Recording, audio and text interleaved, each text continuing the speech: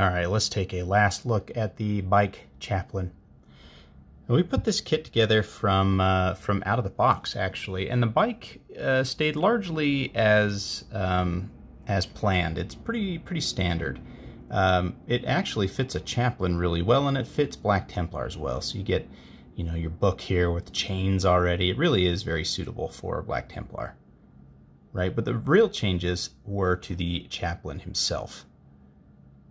First, we added some cloth. As you can see here, we added a tabard and some cloths on the side with some plasticard studs, a 0.1 millimeter chain, jewelry chain, fixed with a medallion there on his shoulder, and then the medallion in the center there is from a Conversion World sword. That's the pommel.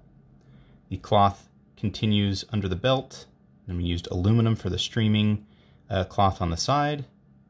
And then for the tabard skirt, it actually goes, you can't really see it too well, but it goes between the legs, and then he sits on it, and then it comes out the back there with a little bit of trim on it, as you can see. Then we put some parchment around his forehead, like a bandana, because that looks awesome. We added some candles and a torch to the backpack, as well as some relic bones. And then for the weapon, we took the sword brother arm from the new Black Templar kit and used the axe option. We removed the axe head and then cut some separate links from the flagellant kit from the Empire Fantasy, Warhammer Fantasy lineup. The first 3 links are cut individually, trimmed down, and glued in place to give the proper angle. The actual weapon head here is a sensor ball from Dark Angel's Deathwing Terminators, I believe. And then the iron halo around it is from this Chaplain. It was just salvaged from him. And then the flames were sculpted in place using the Flames tutorial that we have available on the Patreon, if you're interested in that.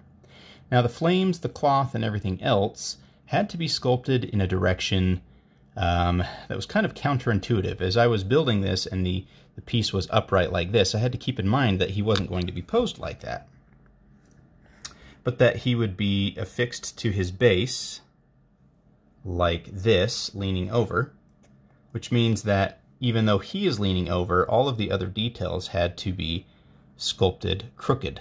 So the flames are off to the side, the chain and his other accessories have to be draped and hung in a certain way so that when he is in position, gravity takes over and those things look correct. If he were upright like this, they wouldn't look quite as correct, but down like this, they do. So he's actually meant to be posed as per the miniature normal pose like that. So I hope that was entertaining for you guys. If you have any questions, get a hold of me on Instagram or at lastlightcreative@gmail.com. If you are a patron, thank you so much. You can also get a hold of me on the Discord if you are. And if you would like to learn to sculpt like this, check us out at patreon.com/lastlightcreative. Thanks so much.